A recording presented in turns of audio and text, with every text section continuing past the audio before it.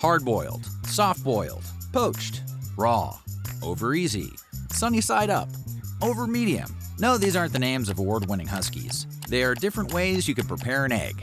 Eggs have been enjoyed on their own or in countless different recipes for centuries. So how did we end up eating these weird little orbs in the first place? Well, today we're cooking up when, why, and how humans started eating eggs.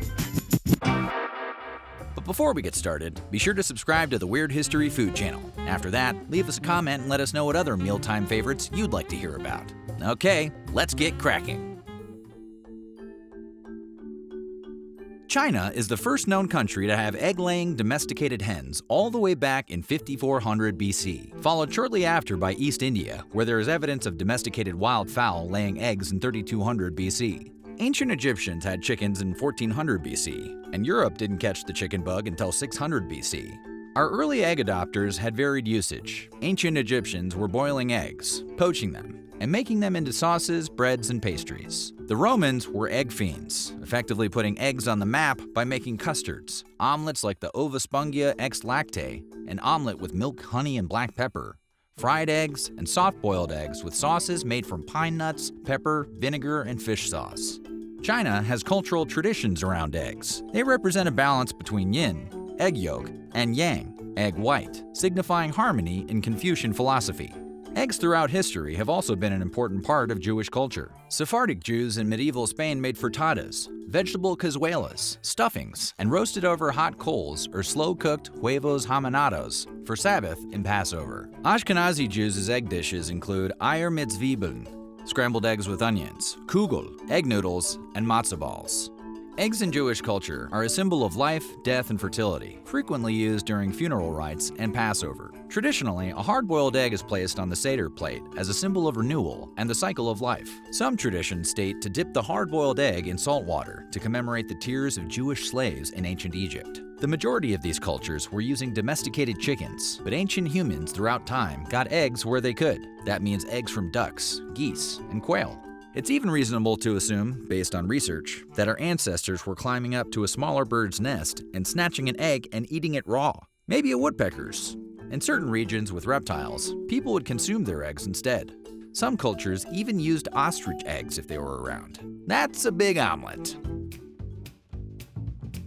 Eggs were a family business for most of history. Even up until the 1920s and 30s, egg production was primarily made up of small backyard operations. Farmers had eggs for themselves and their families and then took the leftovers to local markets. But around this time, eggs started to boom, and farmers realized how profitable they could be. They started getting more chickens, the most common breed being the single-comb white leghorns. The country began seeing farms with 400-plus chickens, all able to roam freely outside. But this caused some problems, namely predators. Between animals coming in and eating these loose chickens and things like extreme heat or cold, farmers didn't want to lose out on their investment. So around the mid-20th century, indoor farming started to become popular.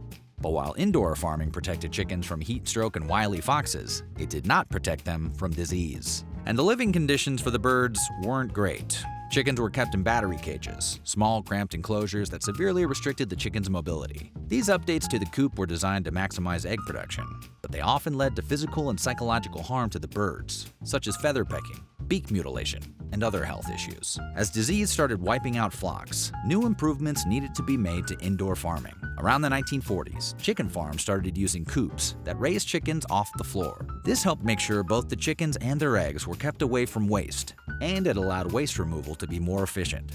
This also allowed for more consistent feeding and better nutrition for the flock. The result was a higher quality product with less waste and more uniform egg sizes. While this did improve disease, cleanliness, and efficiency, it still kept chickens in small spaces, contributing to physical and psychological stress on the birds. Today, there is more awareness of the issues of factory farming, and there is a big shift towards free-range, cage-free, and cruelty-free egg production, which results in tastier eggs. It's a win-winner chicken dinner. Okay, so we've covered how eggs tumbled through history and became a modern industry unto themselves. But how did they become the go-to breakfast staple we know and love? In ancient Rome, eating breakfast daily was the height of luxury and indulgence. So if you were wealthy and eggs were available, you could make yourself a skillet scrambler every morning. During the medieval period, Europeans were eating 2 meals, dinner and supper. It was considered gluttonous to add any more. But in the 1620s, a hero named Tobias Venner an English medical writer, suggested eating eggs for breakfast, specifically poached eggs with salt, pepper, and vinegar served with bread and butter. In 1669, one of the oldest known cookbooks, The Closet of Sir Kenelm Digby Knight opened, also recommended 2 fresh poached eggs for breakfast. Around the 18th century, dinner was pushed to later and later in the day. This led to the need for a third meal, and eating breakfast became common. The Industrial Revolution also created a rise in factory work and the need for a hearty, filling breakfast. Eggs were cheap and nutritious, solidifying their slot as a breakfast staple.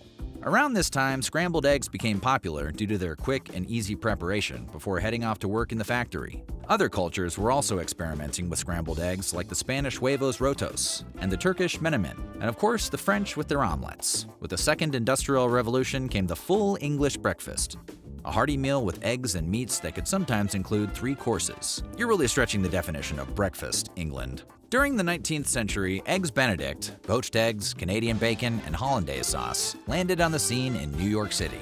After World War II, egg consumption soared worldwide, particularly in Japan, where eggs became a core food item. As eggs spread throughout the world, with so many different concoctions, it was clear that eggs for breakfast were here to stay. Thanks in large part to that versatility, today, eggs are among the most popular breakfast foods worldwide.